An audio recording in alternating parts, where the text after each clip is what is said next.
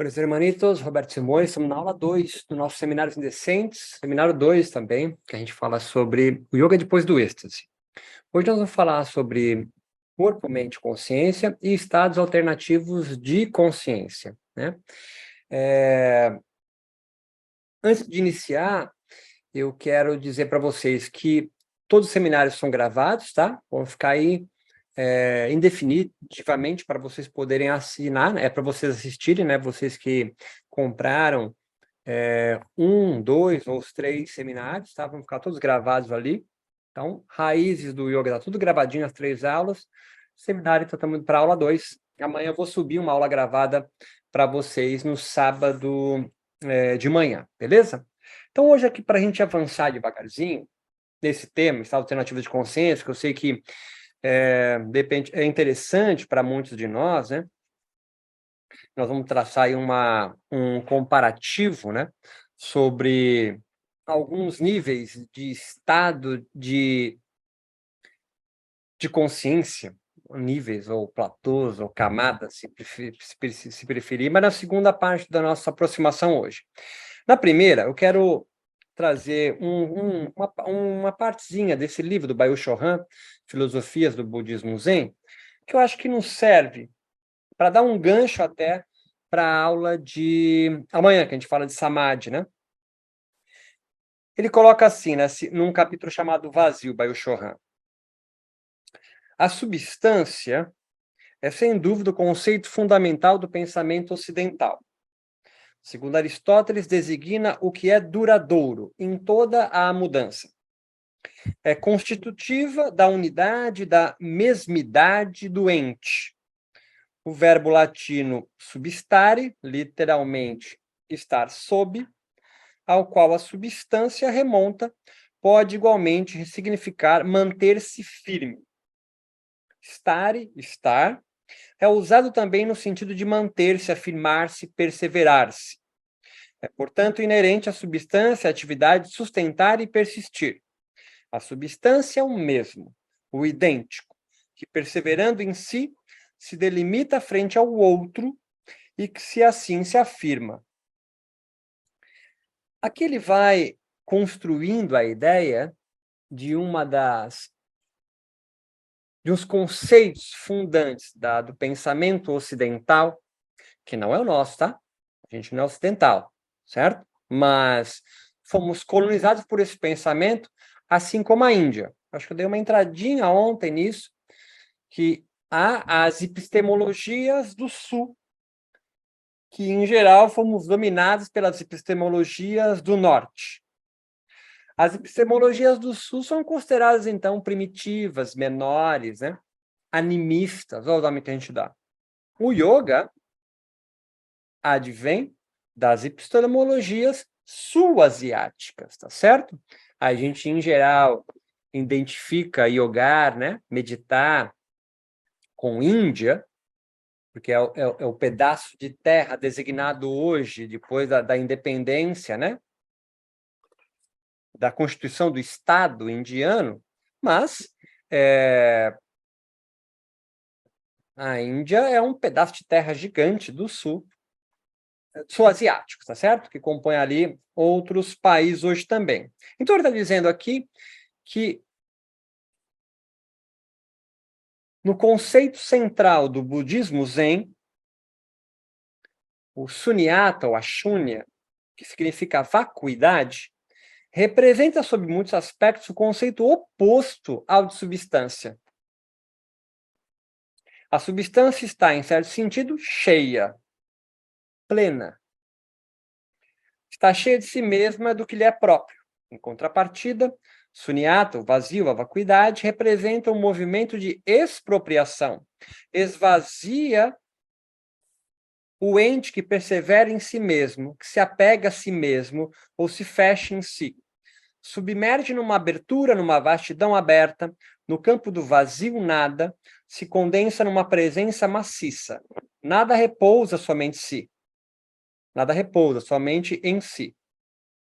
O seu movimento deslimitador, desterritorializante, expropriador, suprime o para si monádico, de mônada, né, de um lugar, numa relação recíproca. No entanto, o vazio, de modo nenhum, constitui um princípio originário, uma causa primeira, da qual surge a todo ente, tudo que se tem forma. Não há nele nenhum poder substancial, algum do qual resulte um efeito, e nenhuma outra ruptura ontológica o eleva a uma ordem superior do ser. Eu vou finalizando aqui.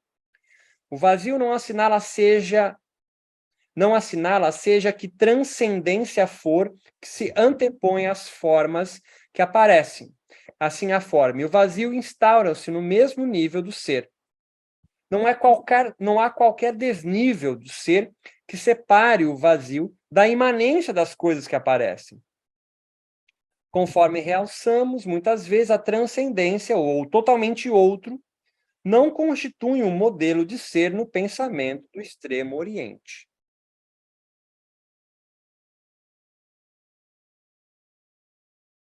Essa parte aqui eu achei interessante nós iniciarmos, porque muito da nossa concepção do yoga e do nosso cerne da aula de hoje, que é o que nós somos, né? A mente, o corpo, a consciência, e os estados de consciência, então, que muitas vezes nós tentamos alcançar com a prática meditativa, não pode ser pensado como as epistemologias do norte. Eu sei que professores de yoga, do Vedanta, ou de várias linhas aí do yoga, modernos, então, entenda, a gente não, por mais que você entre em contato com um texto pré-capitalista, né, um texto do século II, como o de Patanjali, do século X, como o de Shankaracharya, mesmo os budistas anteriores a Patanjali, eu vou indo devagarzinho para ficar claro para você. Eles passam por um filtro nosso, brasileiro. Quando eu falo brasileiro, significa, em geral, o colonizado, né, por um pensamento de fora para cá. Mesmo os próprios indianos, em geral, a classe dos brahmanes, alta casta, os sacerdotes, durante o período de colonização, se juntam com a alta casta, vamos colocar entre aspas, os sacerdotes da religião dominante, que é o cristianismo. Então, quando a gente pinça o Yoga Sutra, sobretudo Eliade faz isso, Mircea Eliade, Gog Ferenstein, Henrik Zimmer, mas sobretudo Eliade, é o nome que mais a gente consumiu na construção desse yoga moderno. Ele traz com ele uma comparação com o pensamento cristão, sobretudo. Né? Eliade faz muitas comparações. Então, nós precisamos não é renegar o pensamento de Eliade, alguma coisa assim, ou do seu mestre, Hare Krishna, ou Ananda Marga, o que seja. Mas nós precisamos estar atentos para não consumir isso de forma desavergonhada. Precisamos estar atentos a isso. Então, como bem coloca Byung-Chul Han, um coreano radicado na Alemanha, portanto, alguém que bebe da Ásia, tá certo? Coloca, olha, não há uma substância, né? Você está falando sobretudo do budismo zen, mas entenda, o budismo nasce na Índia também. E isso amanhã eu pego ele melhor ali, como ele citou, vai destruir as hierarquias, tão comum na forma de nós pensarmos o yoga hoje aqui, todo hierarquizado. Estou falando isso para a gente ir para a experiência, né? Porque a experiência religiosa, eu quero tirar ela de você hoje, a ideia de experiências mais evoluídas e não tão evoluídas, tá ligado? Então, um início da nossa fala, depois da citação de Byung-Chul Han, é pensarmos que, em geral, nós, colonizados pela epistemologia do Norte, sobretudo no pensamento católico, né, cristão, pode ser protestante também, né? Então, nós fomos educados, você gostando ou não, e construir um traço em nós, um hábito em nós, um senso comum, então, de entender o corpo como um empecilho para obter uma experiência dita mística, religiosa, espiritual, transcendente, olha só, entre aspas. Mas, para o nosso rolê aqui, alcançar um estado de consciência não ordinário, extraordinário. Então, o corpo, em geral, no mundo de yoga, mesmo que não seja dito isso, é pensado como algo a ser domado, limpo, purificado, para que se alcance esse encontro com uma substância, um eu imaculado, perene, que não se modifica. É isso que está falando lá. Indomável, né? Que o yoga vai chamar de purusha. Então, todo o esforço que de forma hegemônica, o senso comum dos yogis hoje, no Brasil, se esforçam é para dominar, controlar o corpo e a mente, para que você alcance um estado, então, perfeito a ser desvelado, descoberto em você. O Purusha, que está conectado com o todo, Ishvara, como se fosse tivesse uma espécie de um cabo, né, que ligasse aquele saber a isso. Então, sai do pressuposto, pensamento Baoshohan, que há uma substância, há um saber esperando para ser descoberto, prontinho aí em você, mas que você não tem acesso porque o seu corpo não foi purificado o suficiente. Então, você vai ter estados alternativos de consciência mais ou menos evoluídos, dependendo dessa purificação. E aí entram as dietéticas, por exemplo. O não comer carne. Eu não estou criticando isso, eu estou construindo o pensamento, né? Da onde vem? Bebidas alcoólicas, ingestão de carne de porco, como os judeus. Os asanas entram aí nesse sentido de purificação do corpo. Olha a série 1 do Ashtanga, é a série de purificação, chama, desintoxicação. Para alcançar esse purusha que, mesmo Patanjali, né, um metafísico, um transcendentalista, descreve como espelho. Então, purusha, este ser imaculado, perene, perfeito em si mesmo, essa substância característica do pensamento filosófico ocidental. Quando ele fala ocidental, é europeu, né? Em geral. É um espelho. O espelho reflete, o espelho não contém nele o saber. O espelho não é um chip. É que esse eu, esse espelho, está ligado, ele reflete, é Ishvara maior. Esse é o rolê. Qual é a contraposição aqui? Puxando o Belshohan, do vazio. Né?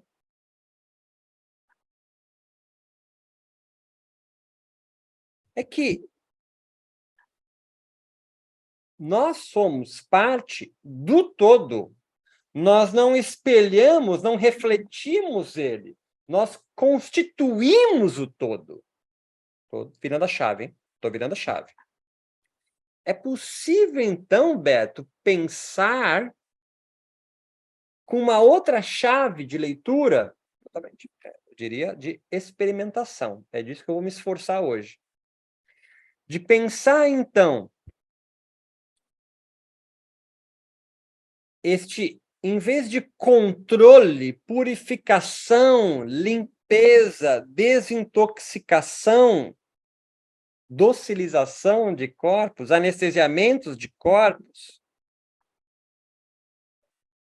podíamos pensar, então, que a prática de yoga, de meditação propriamente dita, vamos pensar assim, ao invés de calar o corpo para então alcançar e saber, é de aumentar a nossa relação com o corpo, ampliar a nossa superfície relacional com o mundo. Me acompanha no rolê. Se nessa chave que eu estou virando, nós não somos tipo radar, tá ligado? Que é uma questão de achar o alinhamento certo, aí eu me conecto com o todo. Que é mais ou menos essa ideia que às vezes permeia o pensamento yogi no Brasil. Mas que nós somos parte do todo. Então me acompanha. Você nunca vai entrar em contato com o todo, no sentido de saber o todo. Nunca, você é parte. Parte nunca vai ter uma visão do todo. Então já te dá um grau de humildade fudido aqui. Você é parte. Só que eu sendo parte, me acompanha nisso, que é meio lógico isso, mas isso é Spinoza. Quanto mais relações eu tiver com outros corpos que também são parte do todo, mais perfeito eu estou. Quanto mais isolado eu estiver do mundo, menos perfeito eu estou. Então você percebe que é o oposto. Um pensamento hegemônico, eu ia falar clássico, mas um pensamento hegemônico, senso comum hoje do yoga, é praticar yoga, meditação, para você se isolar do mundo, porque o mundo é contaminado, o mundo é impuro. Olha como o pensamento é católico. O que eu estou propondo para você é praticar yoga para expandir, ampliar a tua superfície corporal de afetar e ser afetado pelo mundo, porque nós somos constituídos por partes do todo. Então, a árvore, o mar, a cachoeira, o passarinho curió, o ar, a gravidade, outros corpos sonoros, visuais, corpo.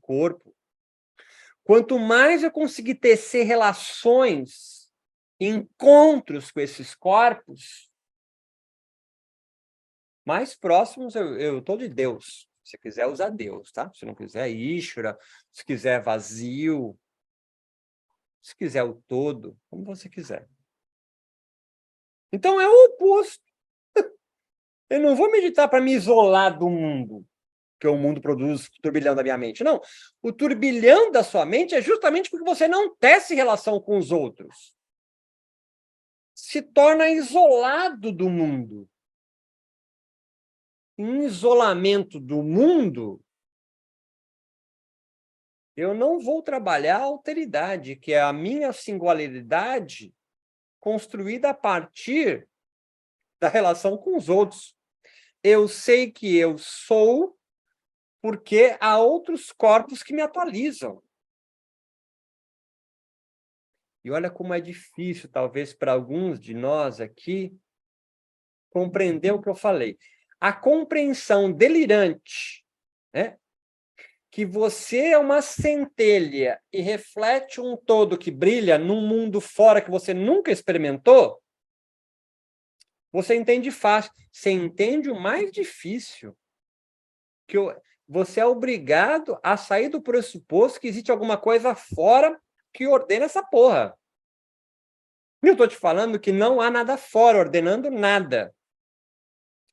Somos corpos que constituem um todo.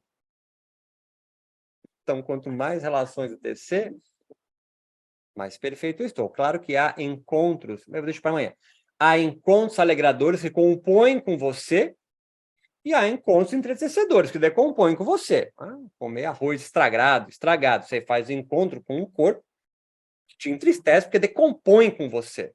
Você vomita aquilo, caga aquilo. Demora para decompor aquilo.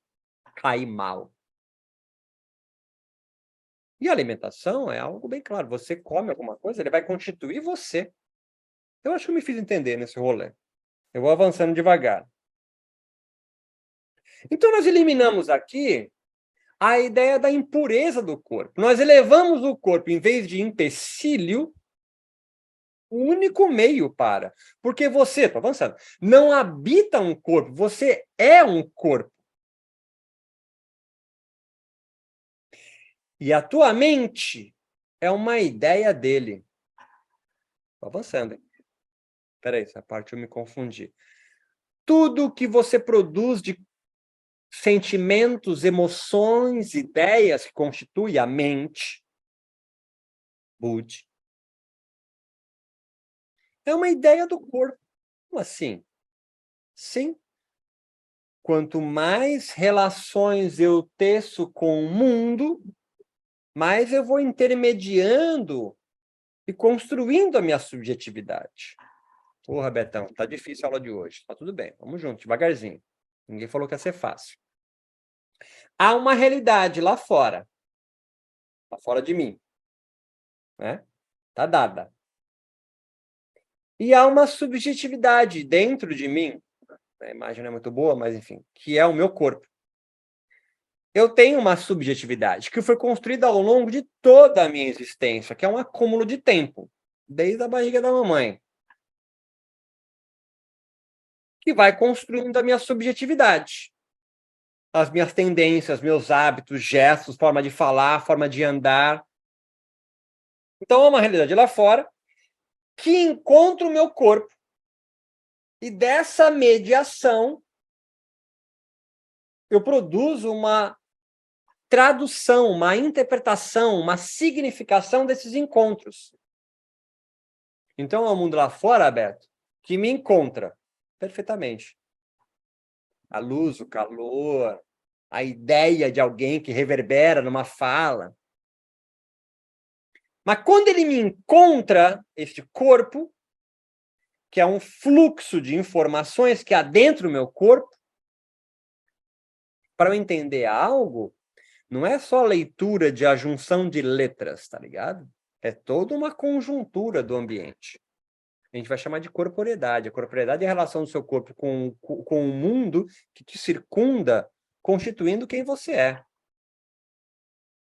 Então, há um mundo, Beto, real, dado, há um mundo subjetivo, constituído eternamente, sempre em devir, sempre em transformação, na mediação. Perfeitamente. Voltamos para Baio Chohan. Não há um ser dentro de mim que já é. Há um ser eternamente sendo nas relações que eu teço. Quanto menos relação eu tecer com o mundo, que é impossível não tecer nenhuma relação. Ah, não vou tecer relação com nada, vou ficar parado aqui eternamente. Então, tem um vento que bate, gravidade, a temperatura aumenta, diminui, sons lá fora. Você está sempre em relação com o mundo. E vai constituindo a minha subjetividade, quem eu penso ser.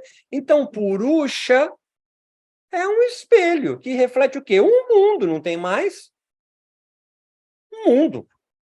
Ele reflete. Então, Beto, a prática meditativa, as experiências produzidas da prática meditativa, é eu, então, ampliando, expandindo o meu corpo, meu poder de afetar e ser afetado pelo mundo? Perfeitamente. Perfeitamente. E olha que louco, né? Nós falamos ontem, né, que durante a prática meditativa, neurobiologicamente falando, uma série de substâncias químicas produzidas em nós durante essa prática, dopamina, serotonina, melatonina, beta-endorfina. Mas é também o NAG, uma substância chamada N-acetil-aspartil-glutamato, que é altamente psicotrópico. Ele é alucinógeno, né? Similar à ketamina. E é inerentemente natural, é humano. Nós deixamos isso bem claro na aula passada. Na verdade, nós falamos isso no seminário de raízes do yoga. Quando eu foco a minha atenção, há toda uma circuitaria neurobiológica em mim que age em algumas áreas do cérebro, produz algumas substâncias químicas, e uma delas é um potente alucinógeno. Então, todo mundo, Beto, que se propõe a diminuir o objeto da sua atenção em um só, seja em 108 mantras, no seu corpo movimento, seja qual a técnica que você utilize, qual a âncora que você utilize. Há uma constituição corporal, uma metamorfose do meu corpo, perfeitamente, é uma alquimia do seu corpo, que é natural. Nós herdamos isso dos nossos ancestrais. Nós somos herdeiros dos ancestrais atentos, porque os desatentos foram coletar uma frutinha que ele achava, ou é parecida com uma comestível, mas porque está desatento, distraído, pegou uma venenosa, comeu e morreu, não passou o gene adiante. Pior, pode ter levado para a caverna, para a aldeia, e matado todo mundo envenenado. Nós somos herdeiros, então, dos atentos, porque os distraídos, os desatentos, morreram. Então, nós nascemos já com uma circuitaria que nos capacita a ter experiências alternativas de consciência.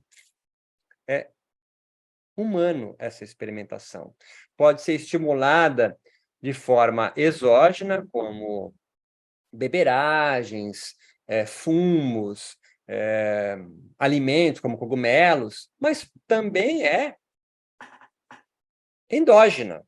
A meditação, a oração profunda, trabalho de contemplação, também produzem uma circuitaria e um potente alucinógeno, o NAG, o N-acetil-aspartil glutamato. Aconselho vocês darem uma olhadinha no seminário 1, se quiserem se aprofundar nesse aspecto.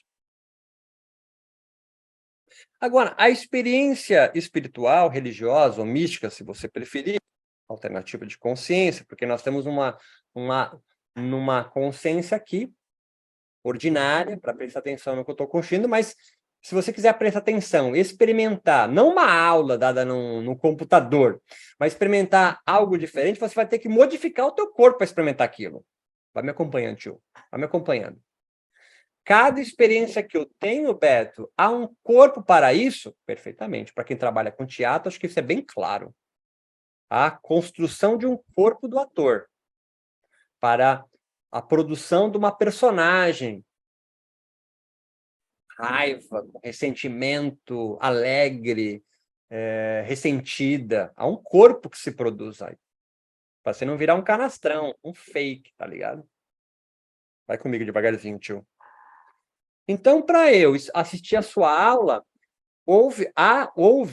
está acontecendo uma preparação do meu corpo. Exatamente, eu estou te conduzindo a isso. Eu estou agora produzindo um outro corpo em você, porque para você conseguir acompanhar talvez essa quebra de pensamento, essa desterritorialização que eu estou fazendo em você para virar essa chave do que é a sua experiência meditativa, yógica, é necessário um outro corpo. Se não, olha a expressão, você pode se fechar, nada a ver com o que você está falando, como se tivesse comido alguma coisa estragada, que você não quer engolir. Tá me acompanhando? Isso é raiz pra caralho, isso é raiz do começo ao fim. Você se fecha, tranca, contrai. Não gosta do que eu estou falando, você vira até o rosto. Você se fecha. Aí você não vai conseguir compreender para onde eu vou te levar. Mesmo que você, até no final da viagem, fale assim, eu entendi tua argumentação, mas não concordo. Mas você permitiu-se, você se permitiu se embeber do que eu estou falando. Isso não é mental, isso é corporal. Porque a mente é só uma ideia do corpo. Se você quer acompanhar a minha mente, a minha ideia, para onde eu estou indo, você precisa, de alguma forma, construir um corpo seu, único, para poder experimentar o que eu estou falando. Você experimenta, degusta cada palavra. E isso é corporal, não é mental. Então, a meditação ela é corporal. A mente vem depois, como tudo. Estou recapitulando para avançar. Há sempre há sempre uma mediação entre dois corpos. Uma realidade aqui e a sua subjetividade. Você e a tua subjetividade. E há sempre uma mediação acontecendo aqui.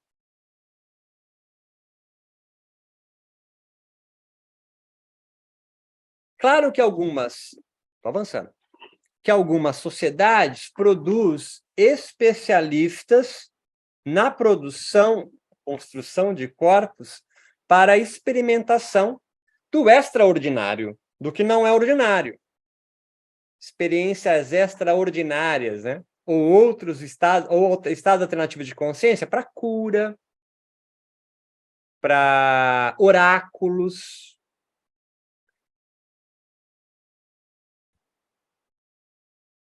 para a produção de encantamentos e maldições, por exemplo, no mundo animista. Então, estados alternativos de consciência podem ser de duas formas: espontâneos ou induzidos. A meditação entra nos induzidos, mas há os espontâneos também, que podem vir, mais raros, mas que podem vir sem você ter a intenção da produção desse corpo que lhe permite experimentar aquilo. Foi espontâneo. Foi espontâneo.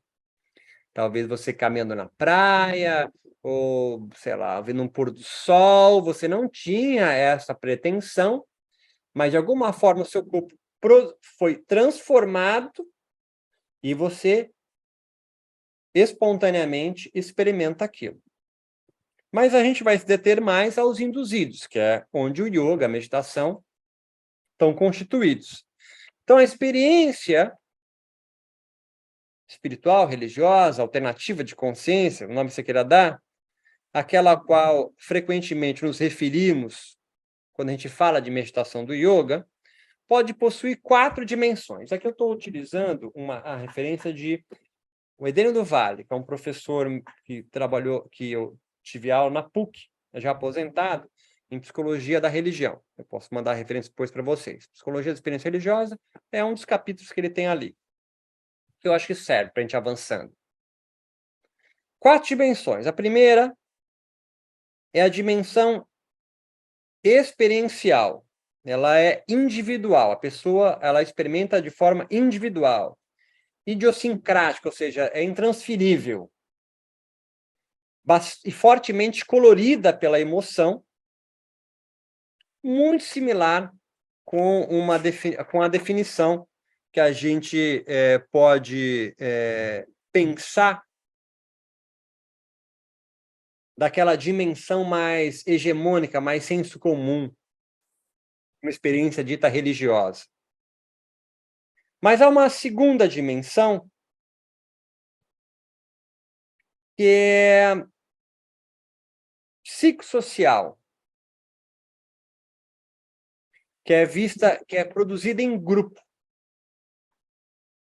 Essas, então, podem ser de 3 formas, que é a dimensão ritual, a dimensão ideológica e consequencial. Eu acho que o yoga, ela fica bastante, sobretudo os praticantes que não já se formaram em yoga e praticam sozinho, né? Fica nessa dimensão experiencial, intransferível, idiosincrática, né? É aquela que ela não sabe dizer o que aconteceu. Ela não sabe escrever.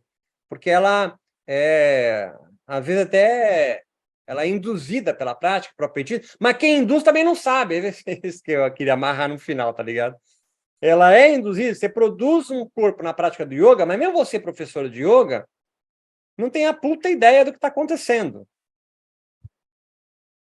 Essa dimensão do ponto de vista de grupo ou psicossocial pode ser ritual, que é essa que eu acho que cabe quando essa que talvez eu mais fale aqui nos cursos, enfim, a dimensão ritual, nós escrevemos isso ontem, né?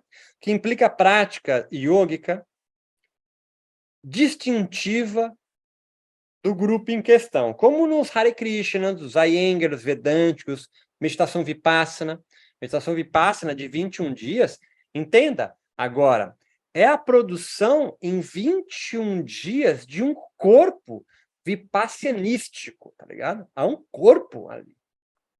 A experiência Hare Krishna, cantando, louvando o nome do Senhor, Krishna, Lord Krishna, é específica daquele grupo. Você num ritual do Santo Daime, do Cruzeirinho, um ritual específico lá, tomando ayahuasca, você vai ter uma experiência específica de lá. Eu já participei de alguns rituais do Daime, que é meio umbandaime, né? A galera também é meio da Umbanda, pá. E aí eu vejo o padrinho, que é o líder lá, tipo o sacerdote, né? Facilitador, é o nome que se dá, né? Às vezes puto, porque tem fardado, né? Gente da igreja ali, que está incorporando um preto velho, um Exu, e ele fica puto, aqui não é o momento. Ou seja, esse tipo de experiência desse estado alternativo de consciência que você está agora, não é para ser nesse momento. E ele geralmente fala, segura seu cavalo, né? Segura seu cavalo. Controla. A dimensão consequencial, o autor coloca aquela que abrange, de modo direto, uma conduta moral e comportamental típica e exigida para adesão ao grupo. Quando você precisa aderir a um grupo, há um tipo de dimensão consequencial dessa experimentação, daquele grupo inflamado com aquilo. E a ideológica se refere às convicções doutrinárias e outras. É a gente pensar no dia 8 de janeiro, né, da invasão do Capitólio brasileiro, né, dos três poderes, do Planalto, né? Há uma catarse ali, há um êxtase ali, um êxtase. As pessoas filmando a si mesmo, não passa por um processo da lógica ali.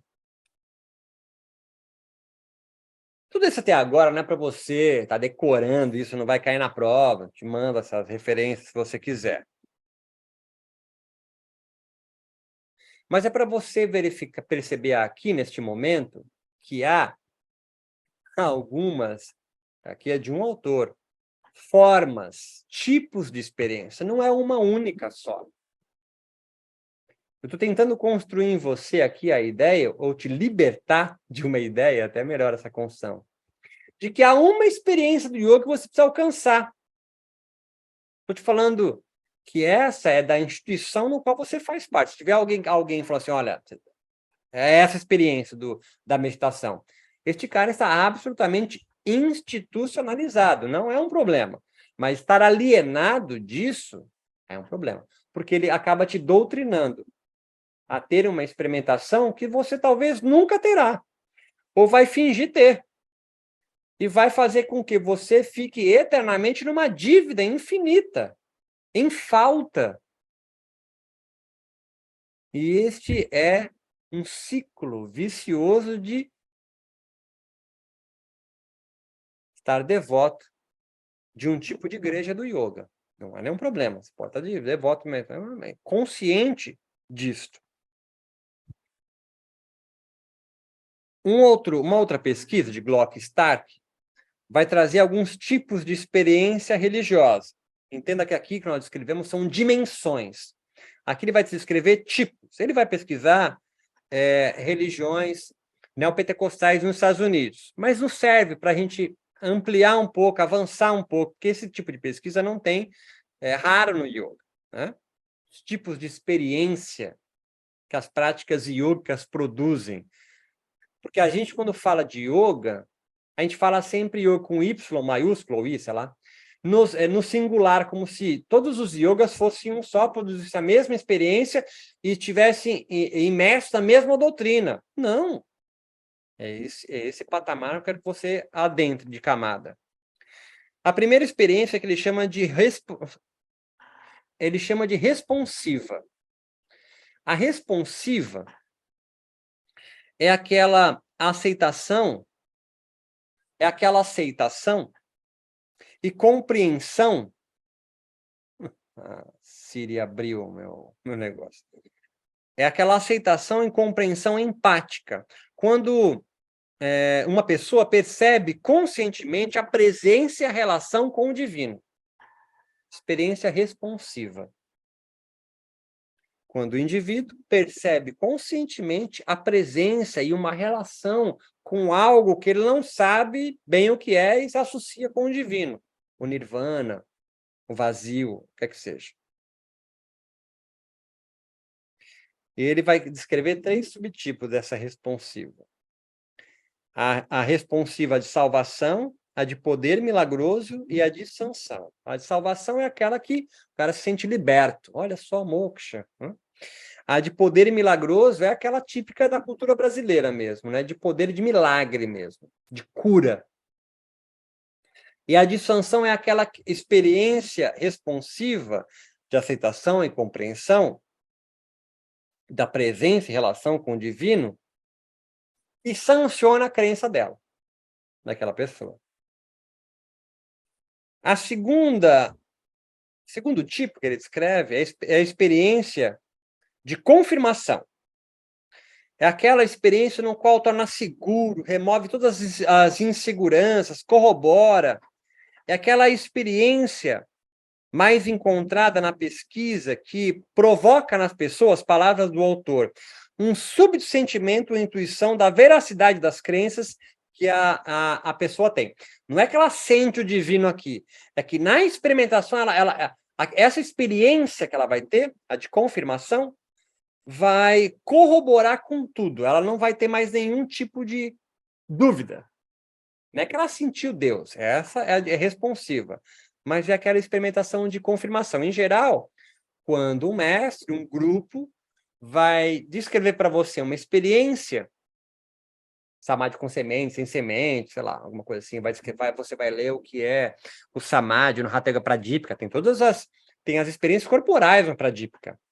Néctar que você vai sentir no palato, que goteja na língua, babá, quando você faz um tipo de postura.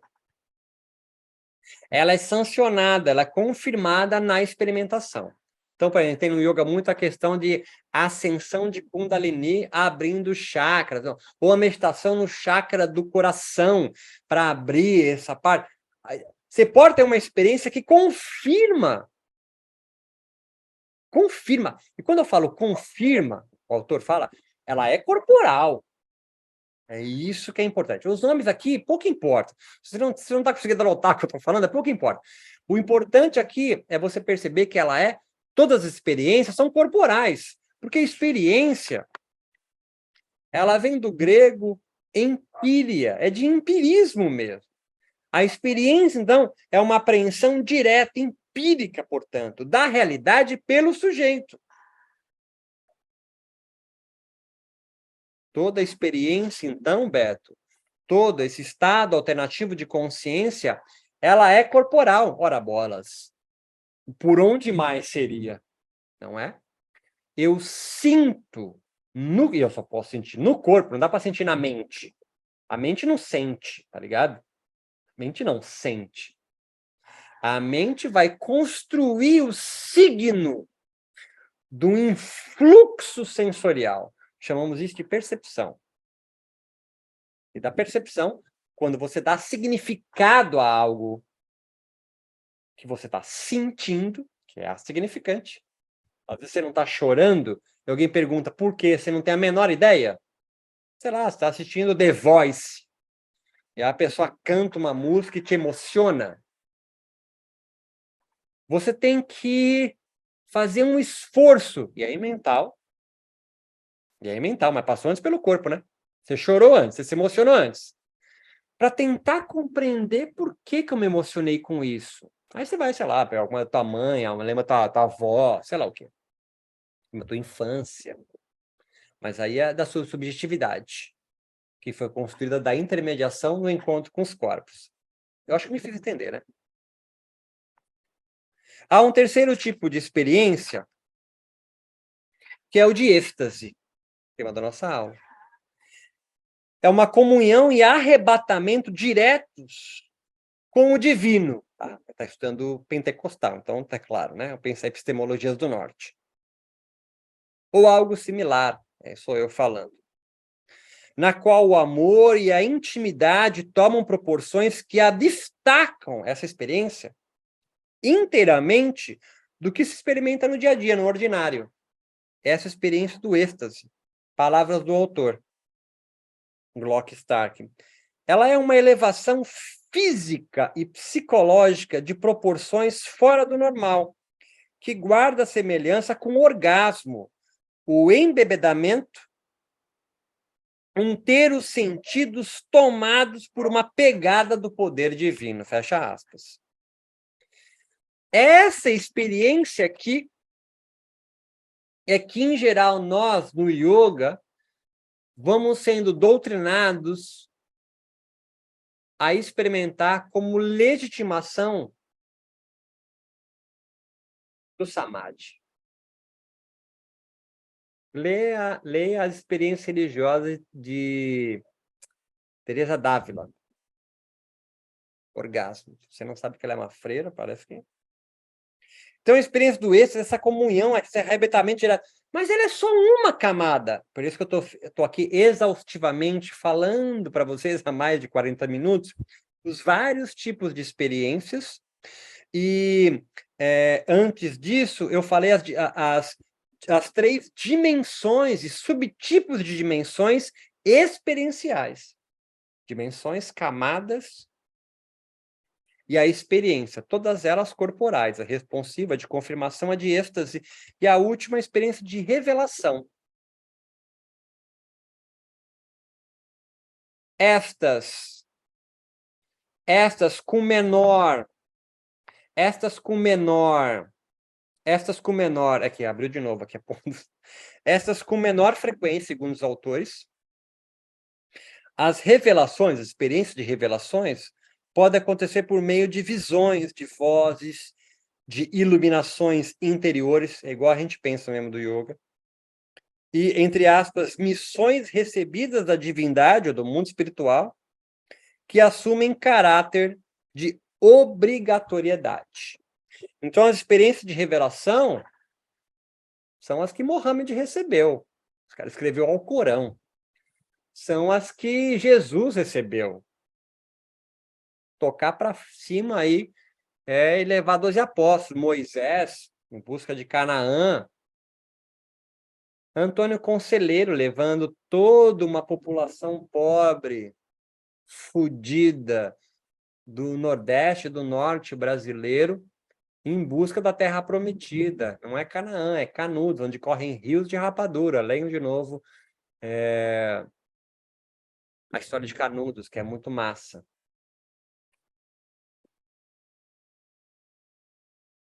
Então, são poucos entre nós, mas você vai perceber na biografia de alguns yogis, quase uma agiografia, né? Modernos aí, de Shivananda e Yogananda, em muitos momentos, esse tipo de experiência de revelação, mas muitos a experiência de êxtase, de arrebatamento. A gente vai encontrar experiências de confirmação no mundo do yoga, muitas vezes em falas do tipo, o mestre tocou meu terceiro olho, a fala, eu não sei o que do mestre, me confirmou que ele era realmente meu guru. Isso acontece muito também. Beleza, Beto, mas onde você quer chegar com isso? Bom, não quero chegar a lugar nenhum, eu quero só fazer com que você tire um peso das suas costas de uma experiência que você precisa ter. Há várias camadas e vários tipos de experiência. E aí, por último, quero avançar com um trabalho talvez mais conhecido da galera do yoga, sobretudo da nova era, assim, que é do Maslow, né? Aquela pirâmide, o que ele vai chamar de peak experience, ou experiência de culminação, termo que se refere ao clímax, muito similar ao do êxtase, né? Do processo do homem em busca da sua autorrealização. Eu nem gosto muito desses nomes do Maslow, mas como eu sei que ele é um autor recorrente para alguns de nós, eu acho importante trazer ele aqui e aproximar ele com aquela experiência do êxtase, né?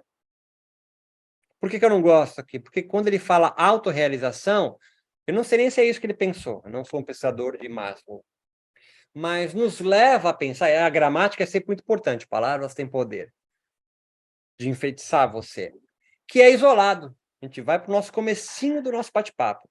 A autorrealização é eu que faço. Você cai num rolê neoliberal meritocrático, no qual você nunca vai alcançar, porque o rolê é sempre coletivo. É só isso. São esses os meus pontos. Pena que eu não... maturidade, como se fosse começar algum lugar, mas vai no teu rolê. Ele vai escrever, então, essa experiência de culminação, com esse clímax, com sentimentos profundos de paz consigo e com os outros, de espontaneidade, consciência e integração. Sentimentos oceânicos, né? Mas que não nascem do ato de vontade. Eles não nascem no ato de vontade, segundo Maslow. Onde as religiões, então, parecem ser as geografias mais frequentes para esse tipo de experiência, segundo o próprio Maslow. Porque nós não teríamos uma sociedade ainda, ou mais, né? Não ainda, mas de novo, né? Porque talvez o Yanomami tenha isso, né? Que cultive essa experiência fora das geografias, das instituições religiosas, tá ligado? Só que interessante, a descrição de Maslow é o que mais a gente ouve de alunos e professores de yoga, mesmo que nunca tenham lido Maslow. Sentimentos profundos de paz consigo e com os outros, de espontaneidade, de consciência e integração, sentimentos oceânicos, de preenchido pelo todo. Volta para o nosso comecinho de fala, de como nós somos colonizados por uma epistemologia do norte, que, por mais que Maslow, com certeza, bebeu em epistemologias do sul asiático, nós lemos dele, tá ligado? Quer dizer? Ou lemos os saberes do sul asiático, indianos, japoneses, coreanos, do Laos, mas às vezes mas às vezes não, com as lentes nossa, né? Você vai ler com que tipo de lente? Não dá para você se transformar num indiano, tá ligado? Só se você se muda para lá e vive lá naquela comunidade, come a comida deles, vive como eles 10, 15, 20 anos. E mesmo assim, né, cara, você tem que estar muito afim de se desapegar de toda a construção latino-americana no teu corpo. É só olhar para os teus amigos alemães, franceses, sei lá, os gringos que você conhece estão no Brasil já há décadas. É difícil de se desfazer dessa construção subjetiva construída na infância, tá ligado? Ou, em outras palavras, em transformar o teu corpo argelino, alemão, russo, francês em corpo brasileiro. Você gostando ou não, é dificílima essa transformação, se é que é possível. Ou o máximo que a gente fala, esse é o alemão mais brasileiro que eu conheço, não é? Mas você não tira o rolê. Você não fala, o cara é brasileiro. Não, ele é um alemão, vivenciando a cultura brasileira, e você consegue já identificar nele alguns traços, alguns hábitos da cultura nossa. Numa última, meu último rolê aqui, numa pesquisa interessante, a partir de um protocolo de mensuração, claro, é um norte-americano, uma tabela de Excel, que mensura essas experiências de culminação de Maslow, Peak Experience, comparando ocultistas, pessoas que transitam em ambientes de paranormalidades, bem feitas Nova Era, com a oração profunda de núcleos católicos, oração profunda e práticas ocultistas, de paranormalidade, tá ligado? Cristais, não sei o quê. Ele comparou os dois, tá ligado?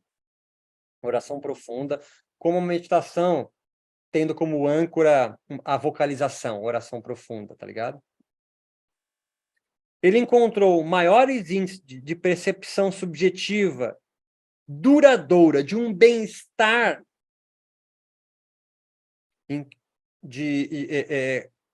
comparado a esse êxtase, esse clímax de Maslow, do que as experiências divindas de práticas ocultistas e paranormais, tá ligado? Ele diz que esses talvez até alcancem o que procuram, mas nunca acaba. Os ocultistas, os paranormais, que vivem no mundo Nova Era, a gente pode discutir depois melhor Nova Era, se tiver dúvida em relação a isso, eles são sempre peregrinos, né? Tem um livro clássico de uma francesa chamado O Peregrino e o Convertido. Peregrino Convertido? É. Que ela vai estudar o Nova Era. O convertido é aquele cara convertido numa instituição tipo católica, tua avó. Né? É difícil você, geração Z, encontrar um convertido, né? E o peregrino é o Nova Era. Então ele faz terapia de bar, ele usa cristal, abre mandala, faz no retiro de yoga, vai fazer vipassana 21 dias, passa o carnaval não sei aonde, numa aula de Ashtanga, é um peregrino, tá ligado? Então, o que a autora compara aqui é esse tipo peregrino, que é nós do yoga, tá ligado? Por não estar em lugar nenhum, não sentir em lugar nenhum, essa experiência que Maslow vai chamar de clímax, ou experiência de culminação, que faz parte de um processo de maturidade, de maturação para autorrealização, é mais fácil identificada em maiores índices, e não me faço explicar como que ela achou a porra desse índice, mas ela achou, posso passar o artigo, do que quem se dedica a uma oração profunda diária, tá ligado? Então esse cara fica para lá e para cá, não se encontra. Cara, é o típico professor e praticante de yoga. Faz 1 milhão de aulas, mas não se dedica com afinco a esse trabalho de maturação, de experiência profunda consigo. Então, quando a gente pensa em experiência do samadhi com yoga, a gente precisa ter mais claro, e amanhã a gente vai amarrar isso tudo, de quais dimensões e quais experiências, mas, sobretudo, qual é o grupo que a gente está inserido. Porque uma coisa é você fazer uma prática de meditação desconectada de um núcleo, de uma tradição, vem comigo, olha o que eu estou falando, de um grupo, de um coletivo, e sozinho. Aí, Beto, mas está mandando, então, eu me tornar um institucionalizado numa igreja X ou isso, não é contraditório? É, mas o que eu estou te falando é que eu nunca condenei nenhuma instituição. Eu estou te falando só o seguinte, pelas pesquisas, pelo que nós vimos até agora, até aqui, com vários autores, estudando experiência religiosa, mística ou estado alternativo de consciência, esses estados mais duradouros, né, que Maslow vai chamar de clímax, ou de êxtase, de arrebatamento, ou de mudança comportamental, que é o mais importante aqui, tá ligado? Você encontrou Jesus, o Dalai Lama em meditação, o Anjo Gabriel. O que a tua subjetividade construiu, para mim, é o menos relevante, o vazio, o shunyata. O que para mim é mais interessante é que tipo de comportamento essa experimentação, essa experiência, esse estado alternativo de consciência que você visitou, produziu em você. Isso é o mais irado, tá ligado? É de confirmação, é de arrebatamento, é de um sentimento de presença do divino, o que é que seja. Isso é bem interessante você pensar.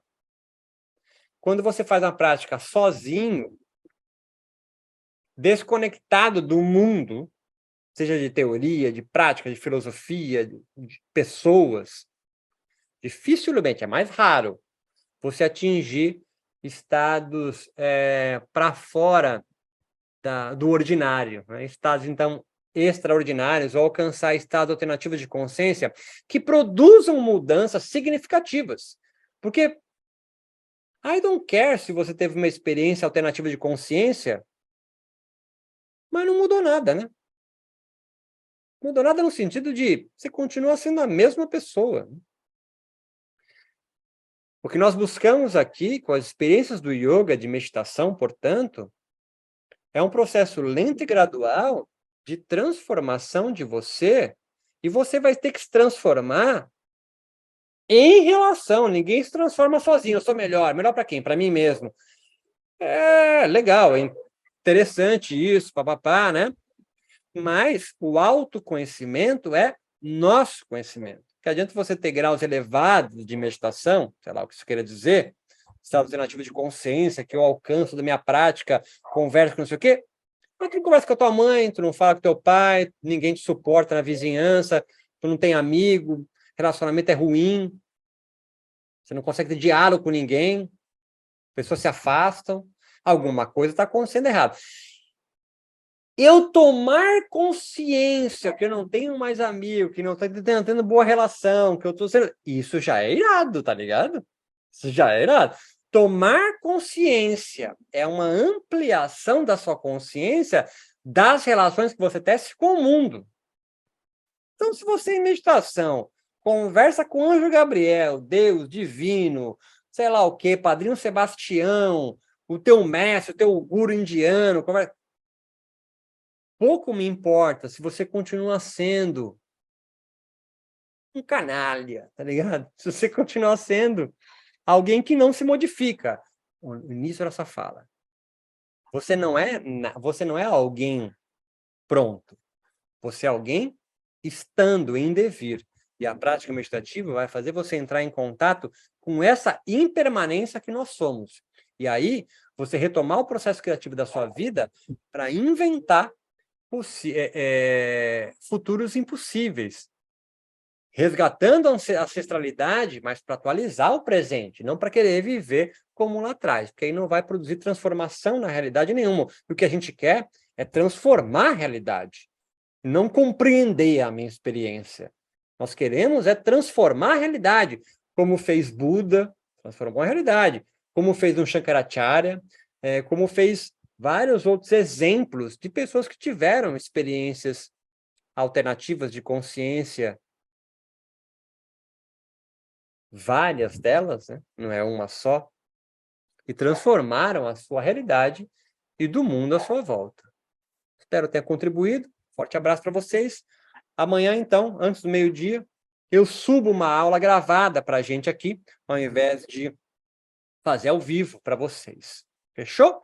A gente amarra esses seminários decentes, seminário 2, Yoga depois do êxtase, para começar a semana que vem o nosso terceiro e último seminário, que é Yoga, Saúde e Doença Psíquica. Forte abraço, até amanhã, gente.